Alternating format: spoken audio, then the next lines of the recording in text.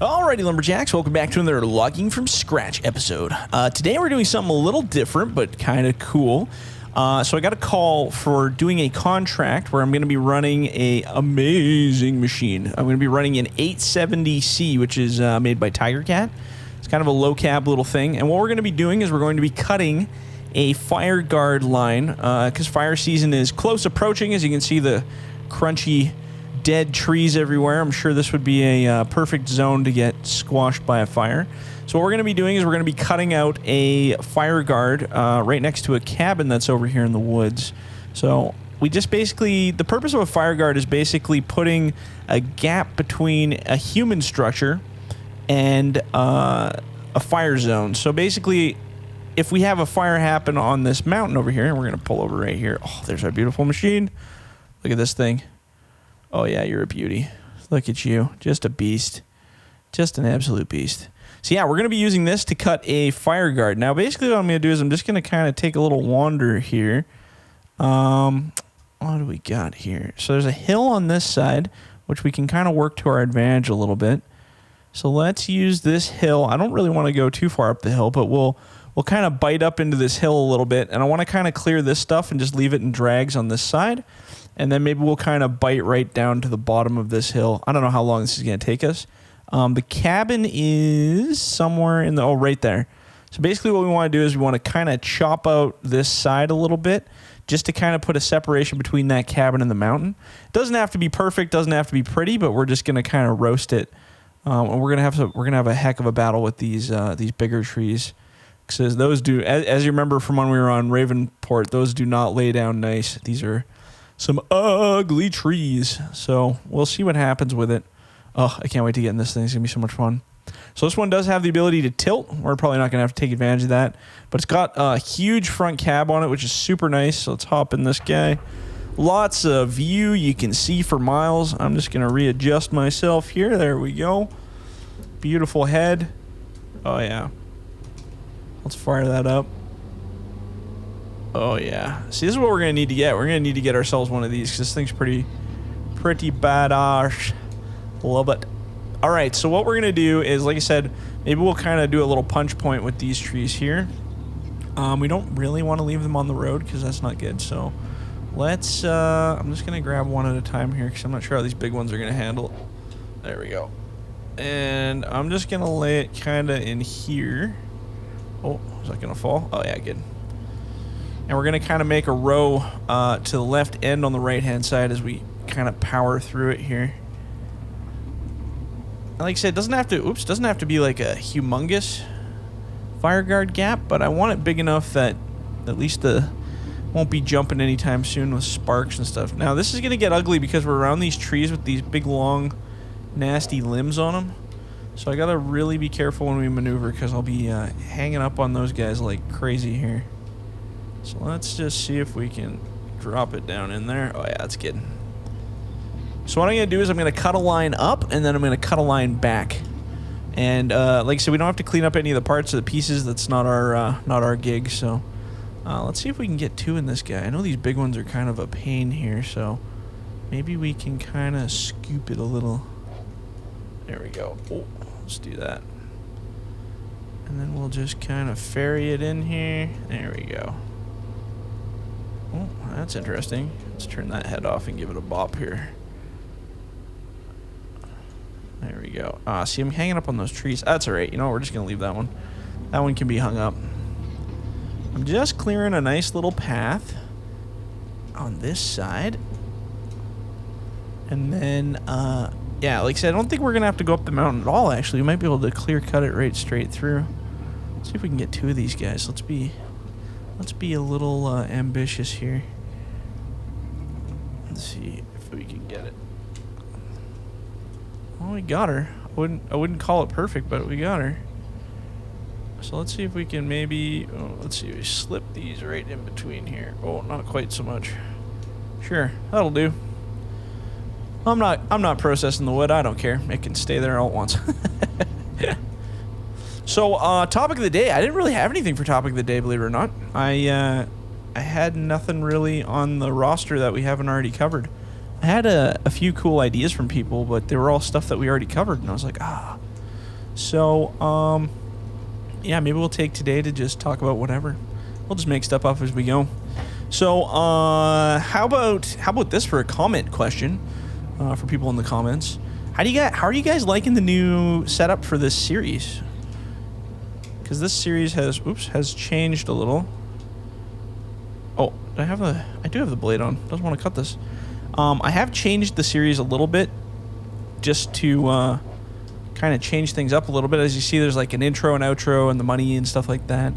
I had the idea from watching a Fred Penner episode, actually. So if you don't know who Fred Penner is, he's like this Canadian musician for kids shows, similar to, like, I don't know, maybe a Mr. Rogers or something. I don't know what you'd compare him to, but Mr. Dress Up, he's another one. So basically, what these kids shows, they have like a little, like a little intro, outro kind of thing. And I'd seen an old episode that a buddy sent me, just laughing because this guy Fred Penner, who is a very popular Canadian musician, was a guy who actually came to my very tiny school in a very, very, very tiny little community that I lived in when I was super young. And he played for us at this, at this event. And, when my buddy sent this, he's like, "Do you remember this guy? This guy was amazing." And I laughed so hard, and I was like, "Yeah, I remember that guy, all right." Oh, we might have to hand bomb this one. I don't know if I even have a chainsaw, do I? Might have to buy a chainsaw. Here we go. Chainsaw purchasing. Let's get ourselves a still.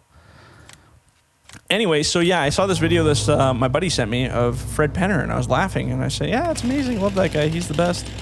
And I thought to myself, I'm like, geez, even looking at his old kids episodes of his show that he had, I said, that's actually kind of a fun way he does it that makes you want to watch it.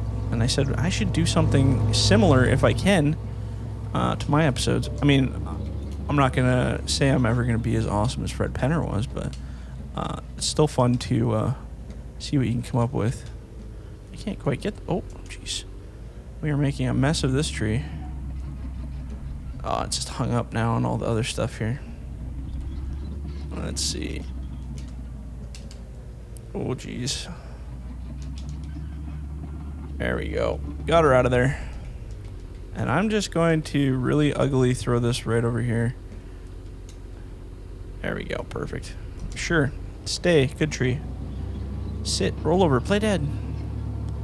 But yeah, anyway, so once I saw that, I was like, I'm gonna try doing the intro, outro stuff, and just kind of having a little more fun with it.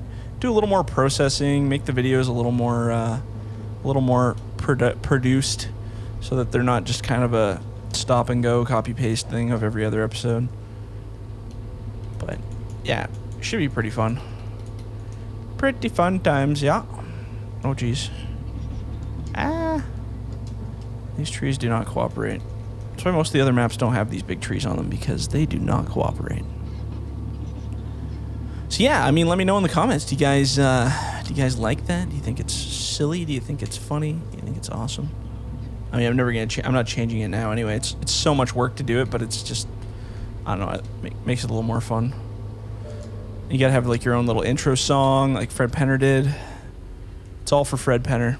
Fred Penner and Bob Ross. There you go. Two top talent guys that had a great viewership and awesome shows. And I figured, since we're going to make, Logging from Scratch is kind of like a show now. So, if we're going to do it, we might as well do it right. Or at least do it as right as we can, I suppose. So, that's what we're doing. We're just hammering through it. Let's get you and get you. Nice.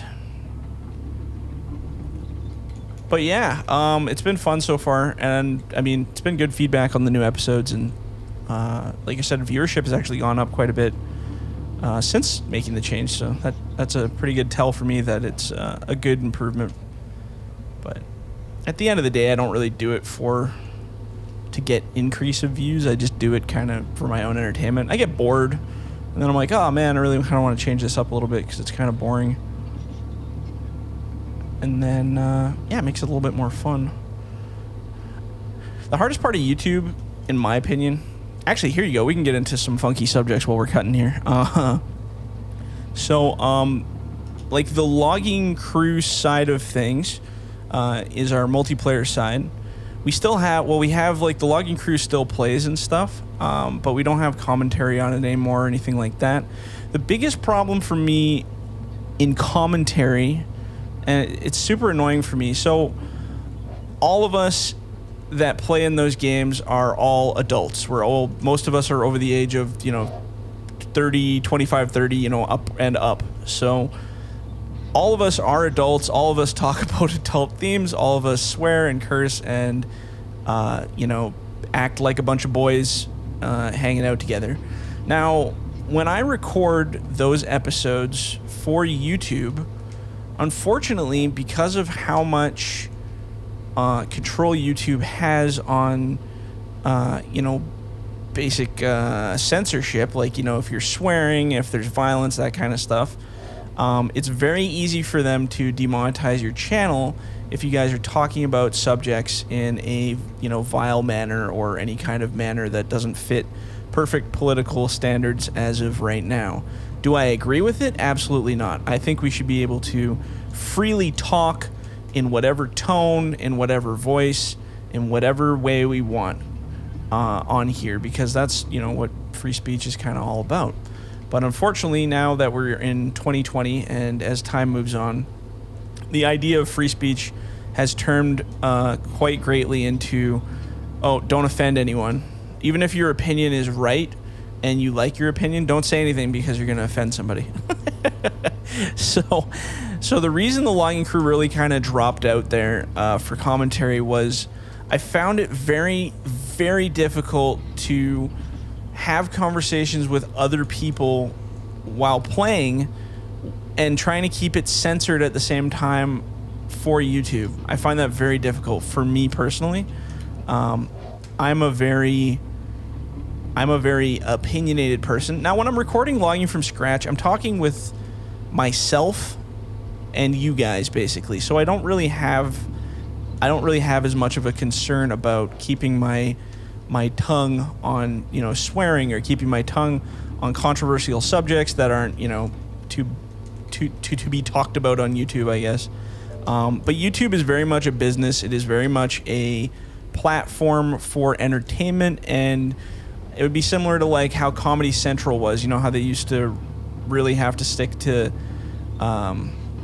business standards. They, bleeped every swear word, bleeped everything, and it was very, very TV, very controlled. Well, that's kind of where YouTube is definitely going.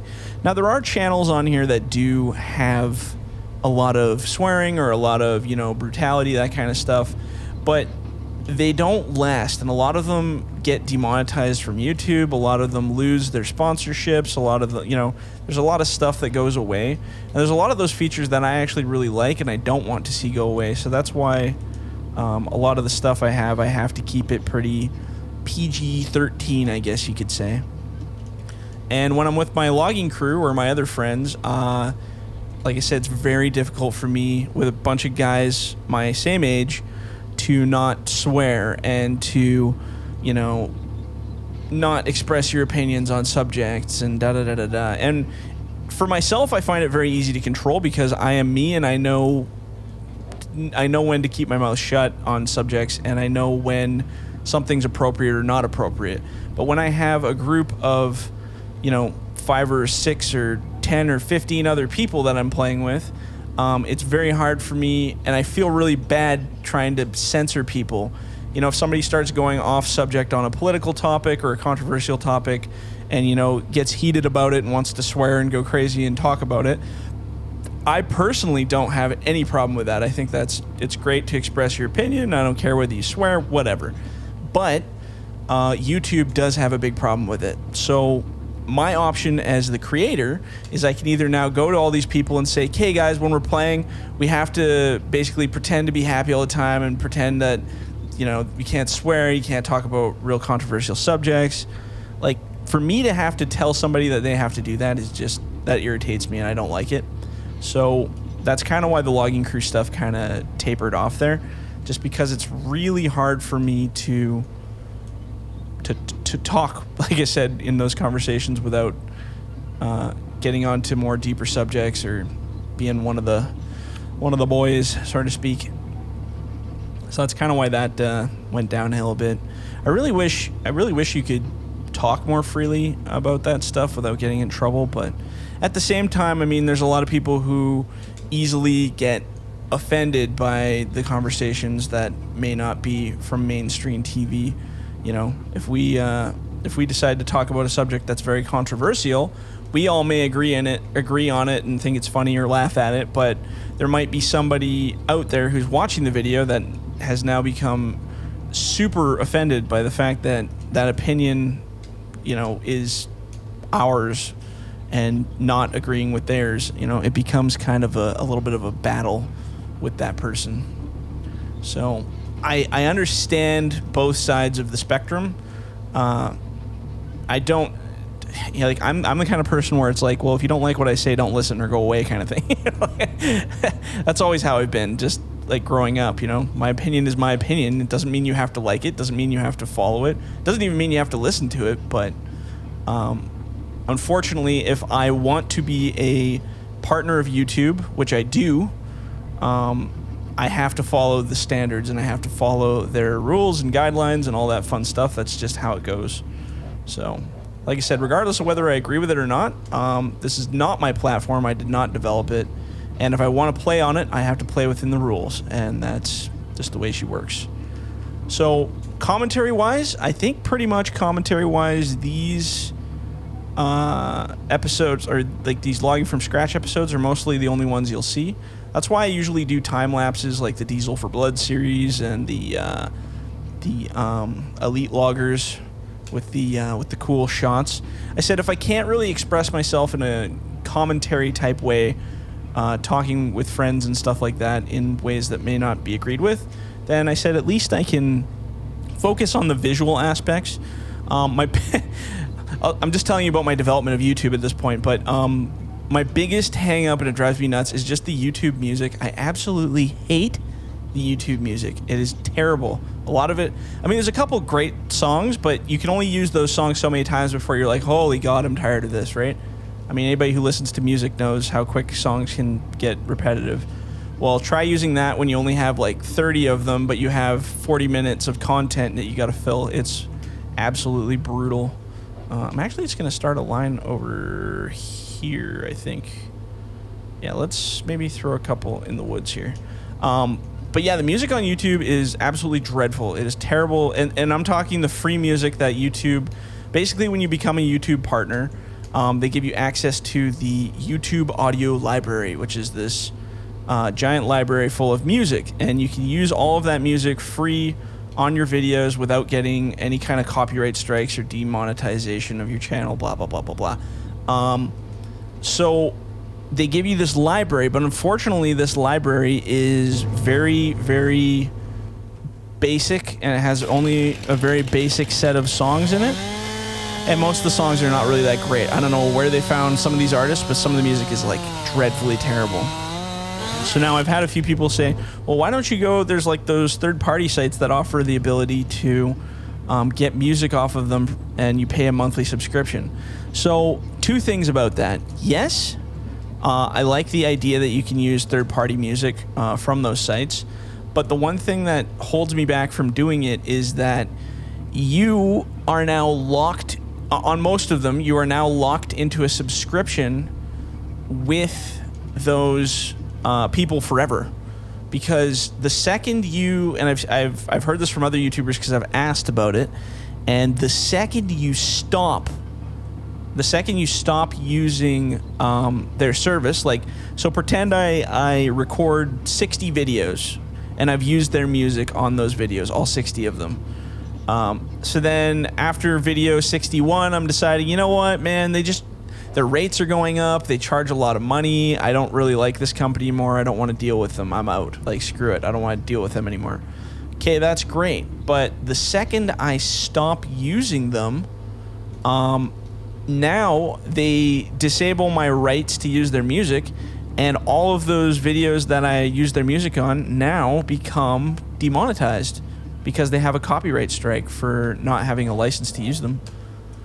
And it basically becomes like handcuffs to a creator because, it basically becomes handcuffs for a creator because Now you have to constantly pay their subscription fees forever, or else your videos get demonetized. I mean, it's smart from like a scammy business kind of view. I can see it being very smart, because then you always have your view or your people subscribing because they're so scared of losing their monetization on their videos.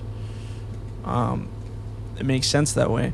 Now, if there was one conglomerate, like a really top tier conglomerate that was like linked to YouTube, and they were like, part of YouTube partnership program, and they said, if you want these premium tracks, you can get them to add to your song or add to your videos.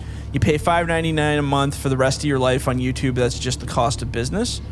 I would say, sure, I would totally do that. But there's so many different ones, and some of them, it looks good. You'll go in, you're like, oh man, they got some amazing songs, but they're just featuring the top 50 songs they have that are good, and then the rest is just trash from like really bad artists.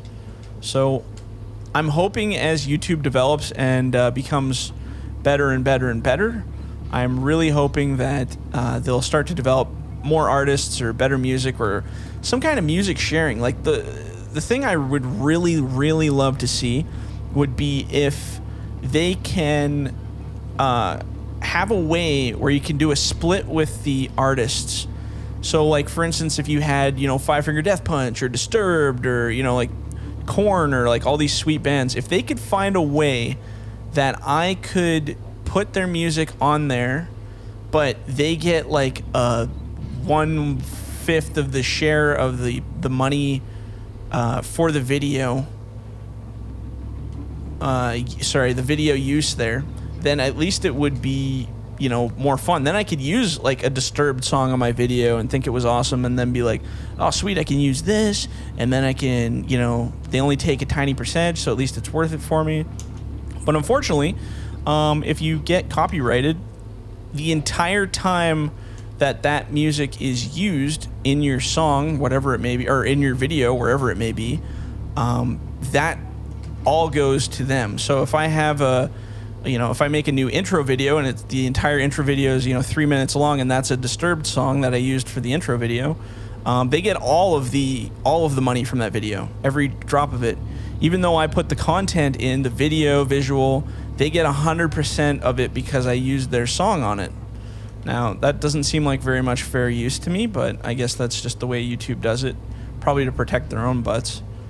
And again, do I agree with it? No, but like I said, YouTube's slowly developing more features and more things. They really want it to kind of take off, but like any good corporation, that takes a lot of time, it takes a lot of money, and a lot of playing around to kind of get that all sorted out. So I understand the pitfalls of that. All we can do is really just hope as YouTube develops, it'll become a better platform, a more free use platform, and provide, better music, maybe better options for creators. And I won't say they haven't improved, because they are really, really trying to change in more ways than one to help support the creator. When I first got into YouTube, I'm not going to lie, it wasn't very creator friendly at all. It was like, man, you better be this good, because if you don't know how to do all this really complicated stuff, there's no way in heck you're ever going to be able to become anything on YouTube. So you had to be really technically good to get your content on YouTube, and now I don't feel you need to be very technically smart at all. They've made uploading way easier. They've made editing your videos way easier, adding music easier. They have guides and tutorials and everything you could ever imagine to become a YouTuber. So, like I said, they are trying to make it more developed for the creator, so I really do hope it improves as we go. But we'll see. All in good time. Well, there we go. See, we got a full rant in, and we cleared a Fireguard. So let's take a look here. God, this machine is beautiful. We're going to have to buy one of these. I bet you that thing's a pretty penny, though, hey? Probably. So there we go. We cut ourselves a little Fireguard here, which actually looks quite nice. There's a lot of empty room now. So basically what this will do is, now if there's still a potential that you could probably do it, you might want to cut a Fireguard a little wider than this, but this is actually not so bad. So if we have a fire start up on Grizzly Mountain here and come down the hill, there's a stronger % chance that you could get a fire crew in here to protect this line from burning down that cabin, from getting to the mill, from hitting all this other harvested timber before it jumps the line.